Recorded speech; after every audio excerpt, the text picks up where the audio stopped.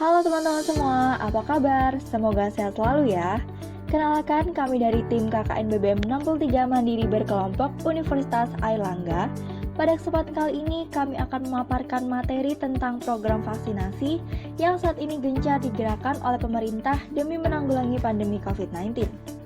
Hayo, siapa yang masih takut dengan vaksin ini? Yuk, dengarkan penjelasan kami dulu ya. Dijamin gak akan menakutkan deh. Seperti yang kita ketahui bersama, COVID-19 telah dinyatakan sebagai pandemi. Sebab, virus COVID-19 telah menyebar ke beberapa belahan dunia. Virus ini sangat sulit untuk dideteksi, sehingga dengan cepat menyebar ke berbagai masyarakat. Pada mulanya, dunia medis sempat sangat syok dengan kehadiran virus ini. Pasalnya, virus ini terindikasi penyebarannya sangat cepat serta penanganannya yang sangat sulit untuk dilakukan. Adapun penyebaran virus COVID-19 ini tidak memandang gender, umur, dan kedudukan dari masyarakat. Penyebaran yang kian masif menyebabkan adanya dampak dari berbagai sektor, khususnya di sektor kesehatan, kesejahteraan masyarakat, serta di sektor ekonomi. COVID-19 pun memaksa kita semua untuk tunduk kepadanya. Demi memutus rantai penyebaran, kita dihimbau untuk stay at home selama beberapa waktu. Imbasnya, aktivitas yang kita lakukan di luar rumah harus dilakukan di dalam rumah, seperti bekerja, bersekolah, dan bermain.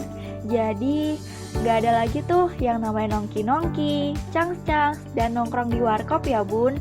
Aduh, sedih sekali.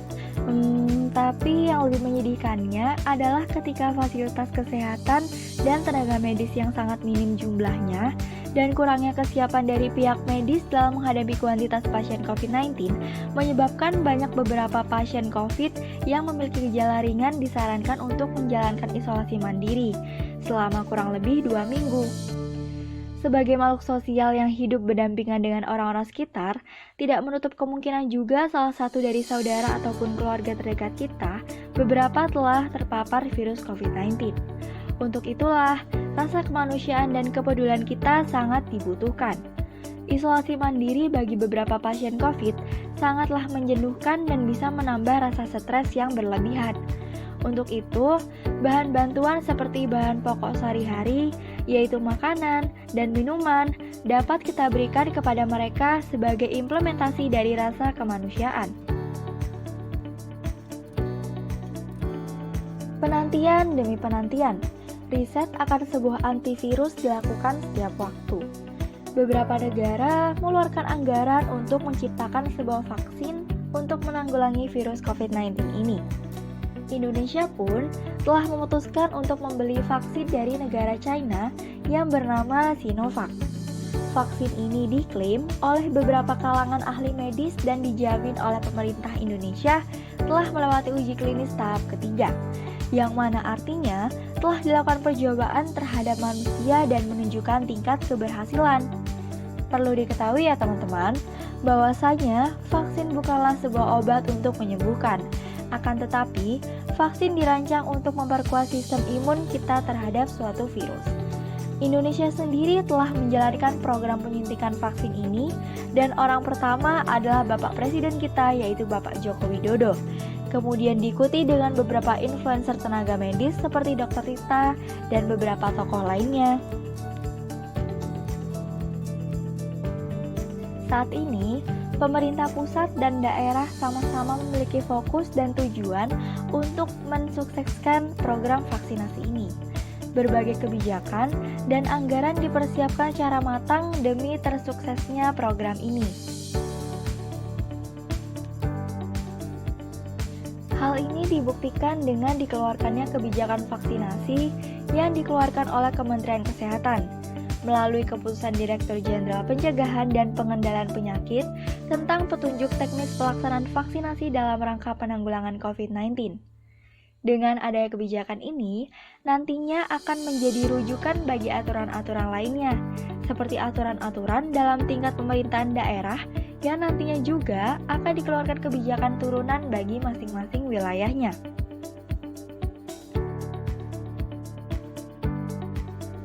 Tak hanya itu, Pemerintah juga melakukan berbagai macam kerjasama dengan berbagai pihak institusi, seperti institusi pendidikan, perusahaan, rumah sakit, dan sebagainya, dalam rangka program vaksinasi. Kerjasama yang dibangun utamanya dengan institusi pendidikan dilakukan melalui program pengabdian masyarakat yang dilakukan dalam bentuk KKN atau kuliah kerja nyata.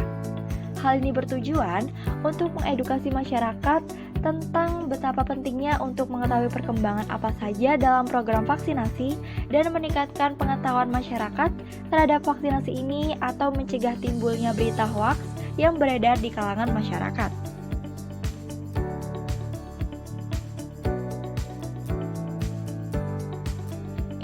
Adapun yang harus kita ketahui, jika setelah program vaksin telah dilakukan, kita tetap tidak boleh mengabaikan protokol kesehatan ya, seperti mencuci tangan, dan selalu rutin untuk melakukan pembersihan rumah dengan disinfektan. Hal tersebut harus selalu rutin dilakukan. Pun, apabila kita di luar rumah, hendaknya kita juga tetap mematuhi protokol kesehatan lain seperti menjaga jarak minimal 2 meter. Hal ini dilakukan untuk menghindari penyebaran COVID-19. Dan selalu waspada diri dengan tak lupa juga selalu kenakan masker ketika kita sedang di luar. Jangan lupa gunakan masker yang sesuai dengan anjuran Satgas COVID-19 dan WHO ya.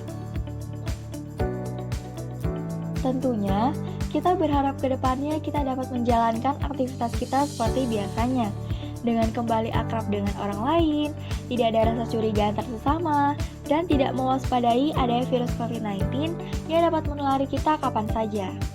Semoga kita selalu dalam lindungan Allah SWT, dan besar harapan program vaksinasi ini menjadi sebuah batu lompatan kita untuk mengalahkan serangan pandemi COVID-19 ya. Sampailah kita di penghujung akhir. Kami dari tim KKN BBM 63 Mandiri berkelompok Universitas Airlangga ingin mengucapkan maaf apabila ada kesalahan baik kata-kata maupun perbuatan. Jaga selalu kesehatan kalian dan tetap patuhi protokol kesehatan. Penuhi gizi seimbang dari asupan makanan serta minuman, konsumsi vitamin apabila diperlukan, jaga selalu daya tahan tubuh kita, dan semoga kita selalu sehat ya.